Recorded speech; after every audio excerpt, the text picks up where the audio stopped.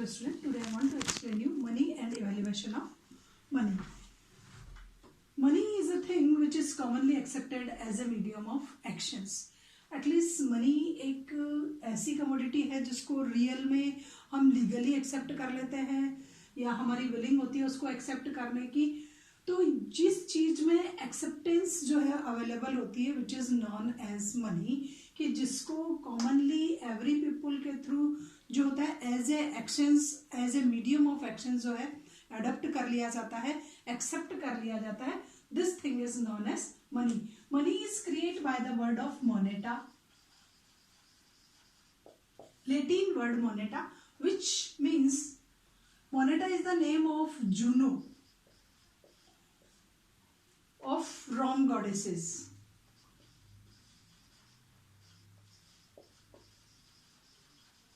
तो money word जो है वो लेटिन के मोनेटा वर्ड से आया. मोनेटा जो था वो रोम की देवी जूनो का निक नेम था और रोम में जूनो को जो है वो उसकी वर्शिप की जाती थी.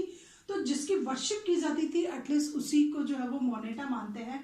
And recent time we worship money, then money is commonly accepted by people. In olden days goods were exchanged.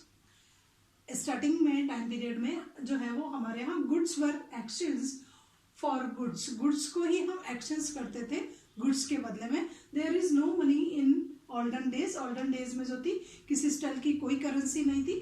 तो जो पीपुल्स जो यूज करते थे एक्सचेंज के लिए वो गुड्स को यूज करते थे. And this system is known as barter systems. तो इस एक्सचेंज के इस मोड को हम एज ए बार्टर सिस्टम के नाम से जानते थे. Then what is barter system? In which commodities are exchange for commodities. We satisfy our wants to exchange by commodities, कि हम हमारी वांट्स को सेटिस्फाई करने के लिए जो हमारे पास सरप्लस में जो भी कमोडिटी होती थी एटलीस्ट उस सरप्लस की कमोडिटी को हम एक्सचेंज कर करके और उस सरप्लस की कमोडिटी से ही हमारी वांट्स को सेटिस्फाई करते थे. सपोज कीजिए कि मेरे यहाँ वीट हो रहे हैं तो मैं वीट से ही क्लॉथ परचेज करती हूँ, वीट से ही जो है वो मैं काऊ परचेज करती हूँ, वीट से ही मैं मिल्क परचेज करती हूँ और वीट ही जो है वो मेरे एक्सचेंज का मोड होगा. तो जो भी कमोडिटी हमारे पास सरप्लस में होती थी उसी कमोडिटी को हम एक्सचेंज में काम में लेते थे और उसी स्टाइल से जो है हमारी वांट्स को सेटिस्फाई करते थे. तो this system is known as barter system in which commodities are exchange for commodities. Commodities को ही हम एक्सचेंज कर देते कमोडिटी के लिए. Then coins, first commodity, next coins in which silver and gold coins. Two types के coins थे हमारी कंट्री में और इंटरनेशनल लेवल पर जो थे वो टू टाइप्स के जो ये कॉइन्स थे which were used as a money. फिर कॉइन्स को यूज किया जाता था. Next alloy metal. जब गोल्ड और सिल्वर थोड़ी सी वैल्यूएबल जो है मेटल होने लग गई तो उनमें थोड़ा सा जो है वो डेप्रिसिएशन क्रिएट होने लग गया. तो इन दोनों की कॉइन्स को जो है वो कैंसिल कर दिया गया और नेक्स्ट जो हमारे यहाँ कॉइन्स हुए वो हुए एलॉय मेटल के, जो लोअर कैटेगरी की जो मेटल थी. फिर उसके जो है टंगस्टन जो है, कॉपर है, इनके जो है कॉइन्स वो यूज किए जाने वाले. Next paper money. In recent times we use paper currency. Then plastic money, ATMs card, credit card, debit card. Then paper and plastic less currency, Paytm, net banking.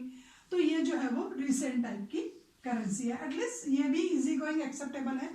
आप किसी को भी अपने पेमेंट को उस पर कर सकते हो but this is known as online payment system. तो ये जो था वो हमारी करेंसी या मनी में जो था वो इवेल्युएशन की फॉर्म थी.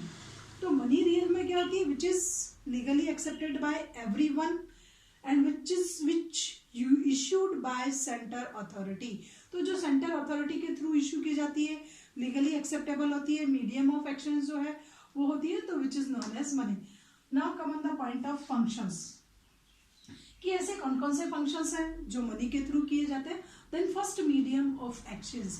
मनी जो है वो मीडियम ऑफ एक्सचेंज में जो है सबसे पावरफुल रोल प्ले करती है. हम हमारी वांट्स को सेटिस्फाई करने के लिए मनी को यूज करते हैं. इन रिसेंट टाइम मनी जो है वो एज ए एक्सचेंज में है. आप मार्केट से बुक परचेज करने जाते हो तो बुक के प्राइस होते हैं 25 रुपीज. आप उसको 25 रुपीज पे करते हो और बुक्स ले आते हो। तो ये जो है मनी का सबसे पावरफुल फंक्शन है कि ये हमारी जितनी भी वॉन्ट्स है जिनको हम परचेज करना चाहते हैं तो उनमें एज ए एक्शंस का जो है वो मीडियम है।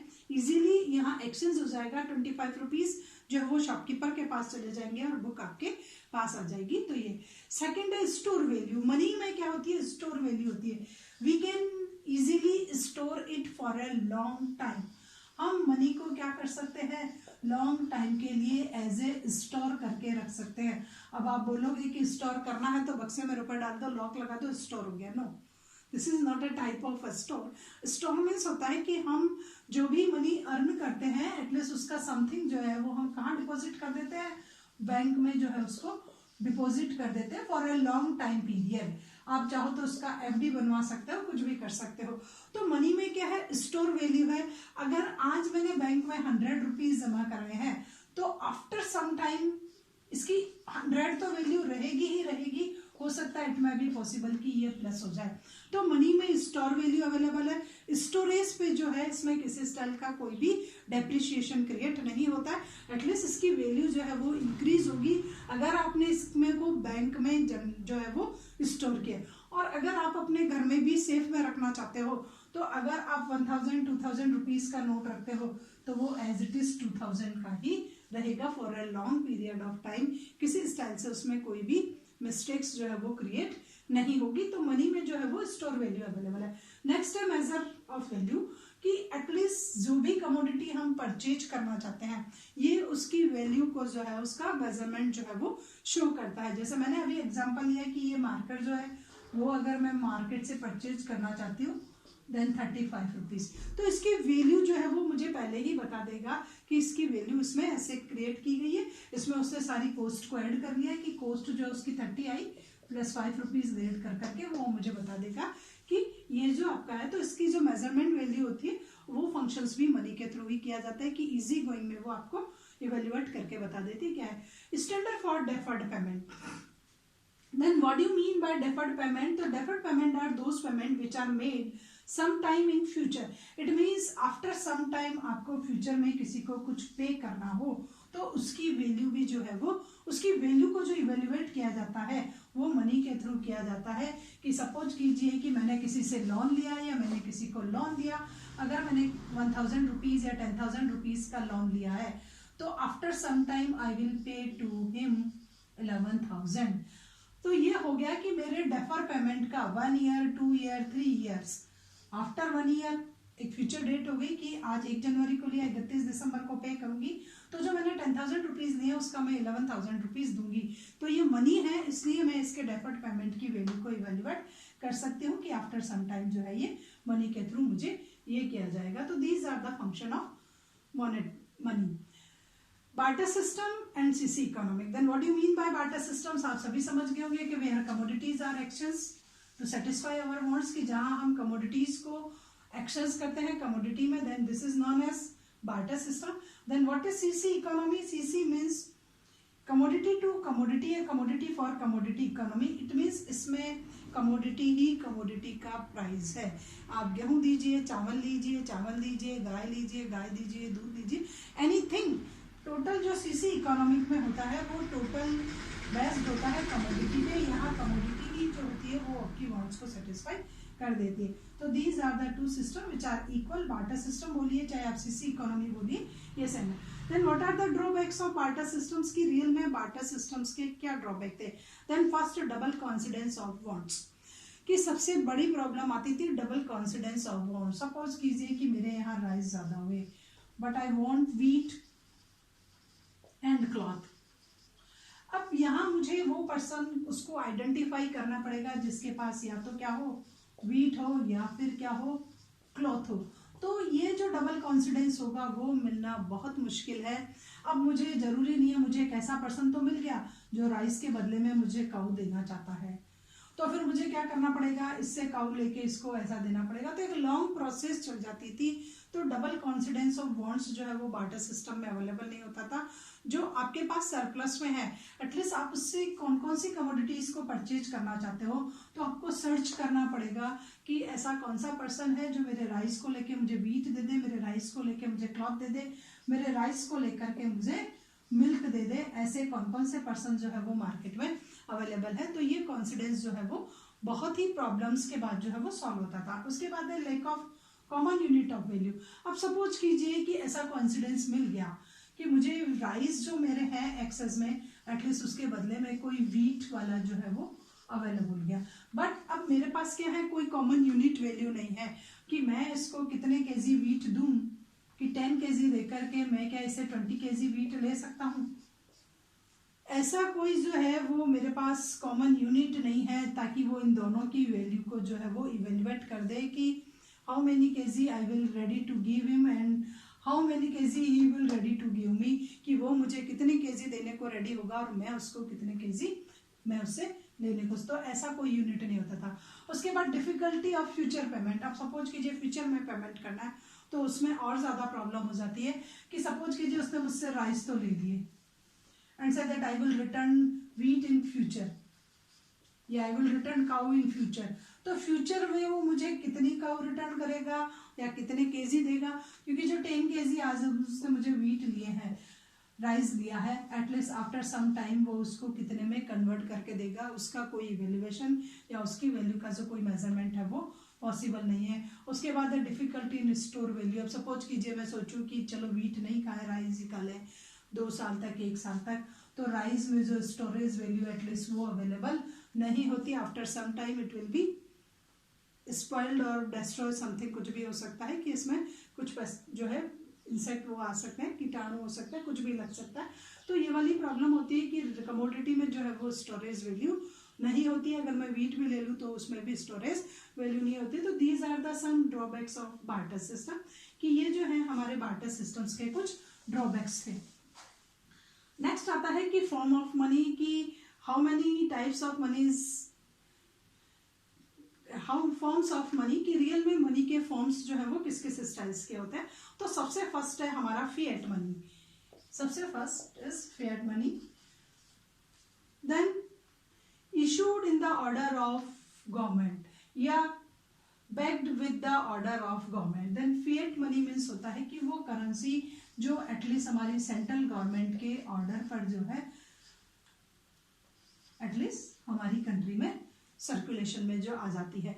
तो ऐसी करेंसी जिसको सेंट्रल अथॉरिटी की परमिशन दी हो, जो उसके ऑर्डर के बिहाफ पे रनिंग कर रही हो, उसके ऑर्डर के बिहाफ पे जो है सर्कुलेट की जा रही हो, इशू की जा रही हो, which is known as fiat money. For example our paper currency जो है वो अभी जो है वो फिएट मनी है, क्योंकि वो हमारी सेंट्रल गवर्नमेंट के ऑर्डर पे दी जा रही है। उसके बाद है fiduciary money which is accepted as a medium of exchange.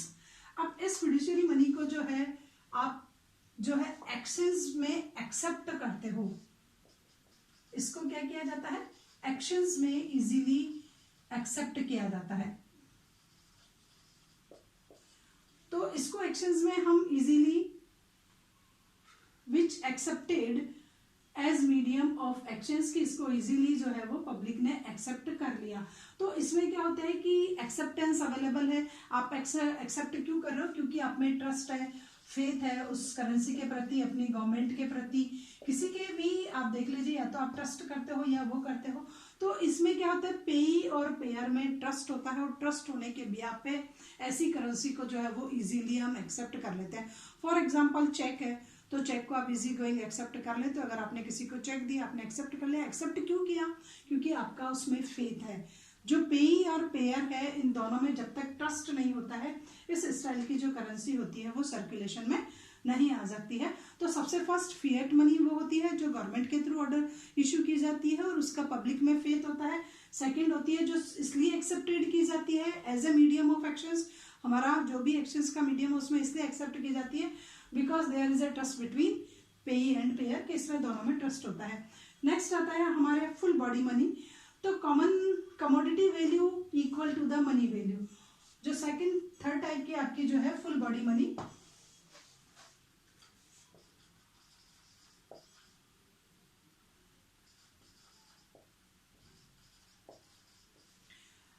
Means इसकी जो हमारी इस कमोडिटी की जो मनी वैल्यू होती है it is equal to the commodity value. It means इसमें जितनी भी कमोडिटी को आप परचेज करोगे और इस करेंसी की जो वैल्यू होगी बोथ आर सेम। तो जो मनी वैल्यू है वो कब इक्वल है? At the time of issuing, जब इस करेंसी को इशू किया गया था उस टाइम की जो मनी वैल्यू थी which is equal to the commodity value, उस टाइम में जो सर्कुलेशन में कमोडिटी चल रही थी उसकी वैल्यू के इक्वल थी। एज ए आप इसको मनी में काम में लो या एज ए आप इसको गोल्ड में काम में लो। जैसे गोल्ड की जो वैल्यू थी कि आप गोल्ड का जो प्राइस था उसमें उतनी ही कमोडिटीज आ रही है जितनी कमोडिटी आप इस गोल्ड को मार्केट में सेल कर करके ला सकते हो। तो बोथ आर इक्वल। इसकी internal value is equal to the external value. उस गोल्ड के कॉइन को आप मेल्ट कर करके चाहे ऑर्नामेंट बना लो, ज्वेलरी बना लो, कुछ भी कर लो, इक्वल है। और जो कमोडिटी आप उस गोल्ड की वैल्यू से परचेज कर रहे हो विच आर ऑल्सो इक्वल। तो this money is called full bodied money. Next आता है हमारा credit money. Then money value is more than commodity value. इसमें क्या होता है कि मनी वैल्यू इज मोर, उसकी इंटरनल वैल्यू जो होती है वो ज्यादा होती है in comparison than external value. It means वो किसी वैल्यूएबल मेटल का बना होता है तो money value is more than commodity value. Valuable जो है उसका बना हुआ है और उसकी वैल्यू ज्यादा होती है in comparison than commodity value. जैसे लीजिए कि हमारा ये जो 1 रुपीज का कॉइन है इसमें जो आपके टंगस्टन मेटल जो लगी हुई है उसकी वैल्यू बहुत ज्यादा है। ये जो मेटल है एटलीस्ट वो ब्लेड्स बनाने के लिए काम में आती है। तो बांग्लादेश के लोगों ने अपने कॉइन्स को कलेक्ट कर करके 1 रुपीज के कॉइन्स को कलेक्ट कर करके 1 रुपीज से जो है वो 10 ब्लेड्स वो प्रिपेयर कर ली।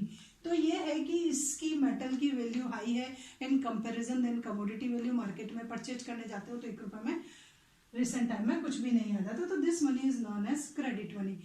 और एग्जांपल ले लीजिए कि money value is more than commodity value. Paper का टुकड़ा है, क्या है आपका चेक, कुछ भी नहीं है, कमोडिटी कुछ भी नहीं है, बट उसकी मनी वैल्यू बहुत है, उसमें जो लिखा हुआ होता है एटलीस्ट वही वैल्यू है।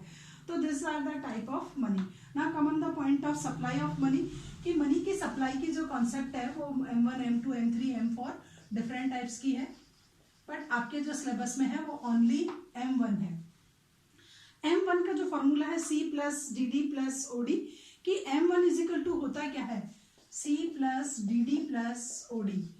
C मीन्स होता है कि circulation of money with public, की पब्लिक के पास कितनी मनी जो है वो सर्कुलेशन में है, this is known as C। DD means होता है demand deposit of, DD means demand deposit of RBI of financial institutions, foreign bank and IMF and ये। तो C मीन्स हो गया currency held with public, DD means demand deposit with commercial bank, DD means demand deposit with commercial banks की commercial bank के पास public की जितनी भी डिमांड डिपॉजिट है, डिमांड डिपॉजिट का मतलब विच is easily withdrawal by the cheque और ATM, उसको हम डिमांड डिपॉजिट कहते हैं। अदर डिपॉजिट होती है time deposit, for your example your FD card. तो C मीन्स M1 का फॉर्मूला एक्सप्लेन कर रही हूँ मैं आपको कि M1 इज इक्वल टू क्या होता है। C means currency with public की पब्लिक के पास में कितनी करेंसी है, अब सर्क्यूट हैंड में है उसमें पेपर नोट्स भी आते हैं और कॉइन्स भी आते हैं। नेक्स्ट आता है DD की आपकी डिमांड डिपॉजिट कितनी बैंक्स में है, कमर्शियल बैंक्स में आपकी डिमांड डिपॉजिट जो है वो कितनी डिपॉजिट है जिसको आप इजीली विड्रॉल कर सकते हो। And OD means other deposit with RBI कि RBI के पास अदर डिपॉजिट कौन कौन सी है। अब अदर डिपॉजिट में हम किसको लेंगे, इसमें फाइनेंशियल इंस्टीट्यूशंस, पब्लिक सेक्टर की जो फाइनेंशियल इंस्टीट्यूशंस है, फॉर एग्जांपल जैसे नाबार्ड है उसकी ले लो, फॉरेन बैंक्स की ले लो, इंटरनेशनल बैंक IMF और वर्ल्ड बैंक की ले लो। तो इन इंस्टीट्यूशंस ने RBI के पास कितना पैसा डिपॉजिट करा रहता है which is include in the supply of money in the form of M1। आपके आगे के जो है ये M4 M2 आपके सिलेबस में नहीं है, आपको M4 को ही देखना है। Currency with public, demand deposit in commercial bank of public, other deposit with RBI। Other deposit में आपको RBI के पास कौन कौन सी इंस्टीट्यूशंस की होनी चाहिए, इसमें सबसे पहले ध्यान रखना पब्लिक सेक्टर्स की जो यूनिट है, फॉर एग्जांपल नाबार्ड है।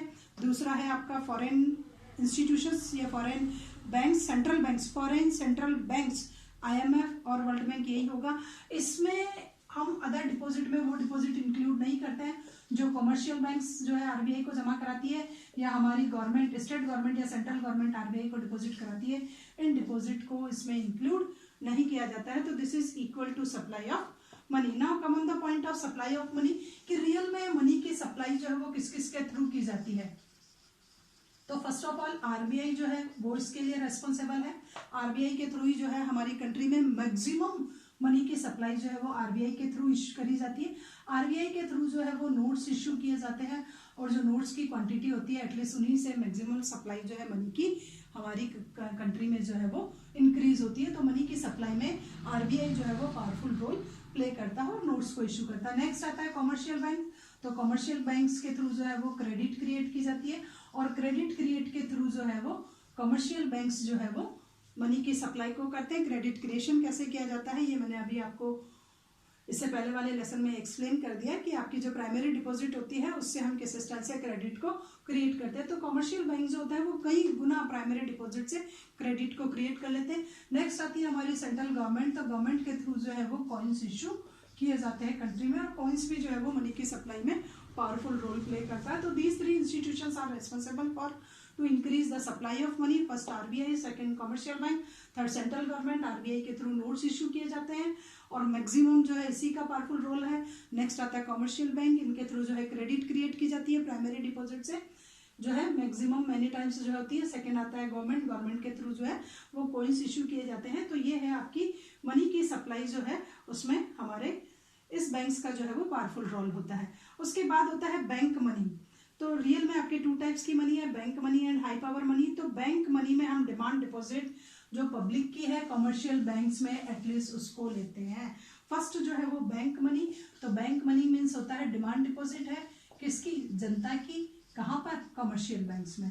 तो this is known as bank money की जो भी जितने भी अकाउंट में हमने जमा करा रखे हैं, अकाउंट्स का नहीं है इसमें, आप एफडी अकाउंट को छोड़ दीजिए, बाकी जितने भी अकाउंट में हमने विड्रॉलेबल जो है मनी डिपॉजिट करा रखी है उसको हम ये बोलेंगे। नेक्स्ट आ जाता है हाई पावर मनी कि रियल में हाई पावर मनी क्या है। हाई पावर मनी तो इसको एज ए आपको थोड़ा सा अच्छे से समझना पड़ेगा कि what do you mean by high power money. High power money में हम सबसे पहले जो लेंगे sum of currency held by public कि पब्लिक के पास क्या था। तो वापस वही आपका M1 का आ जाएगा, currency held by public. High power money में वो लिया जाएगा जो पब्लिक के पास जो भी पैसा है एटलीस्ट उसको ले लिया जाएगा। उसके बाद है vault cash of commercial banks. Vault cash of commercial bank ये मैंने आपको कल एक्सप्लेन किया। वॉल्ट कैश वो होता है जो CRR से एक्सेस में रखा जाता है कि आपने 10% विड्रॉल किया, ये मान के चलते हैं 10% से ज़्यादा लोग विड्रॉल नहीं करेंगे तो 10% जो आपकी डिपॉजिट होती है एटलीस्ट उससे ज़्यादा ये बैंक अपने पास रह रखते हैं। तो this is known as vault cash कि जो जितना विड्रॉल करने वाला होता है उसका थोड़ा एस्टिमेशन लगा करके बैंक डिपॉजिट का रखते हैं, बाकी का जो होता है आपकी डिपॉजिट वो बैंक एज ए लोन में काम में ले लेते हैं। तो ये वॉल्ट कैश जो है वो इसमें इंक्लूड किया जाता है। उसके बाद CRR of commercial bank with RBI कि इन कमर्शियल बैंक्स ने जो CRR रखा था आपकी डिपॉजिट का, चाहे वो RBI के पास हो चाहे उनके सेल्फ के पास हो, तो CRR की जो अमाउंट होगी एटलीस्ट वो भी हाई पावर मनी में आती है। तो हाई पावर मनी ये होता है कि जिसको आप इजी गोइंग फास्ट जो है वो यूज कर लेते हो। तो सबसे पहला जो यूज करते हैं वो हम हमारी करेंसी को करते हैं, उसके बाद बैंक के पास जो पैसा होता है एटलीस्ट उसको यूज करेंगे। अब यहाँ ये जरूरी नहीं है कि आपके 1 लाख रुपए जमा थे, ऐसी सिचुएशन कंट्री में कभी क्रिएट हुई तो नहीं है, बट हो सकती है कि बैंक ने अगर आपकी उसका 20% ये रख रखा था आप वही विड्रॉल कर पाओगे। और CRR with RBI commercial banks ने जो RBI के पास जो as a cash reserve ratio रखा था उसका यूटिलाइजेशन भी किया जा सकता है। तो this is known as high power money. तो this is the lesson of money and its evaluation.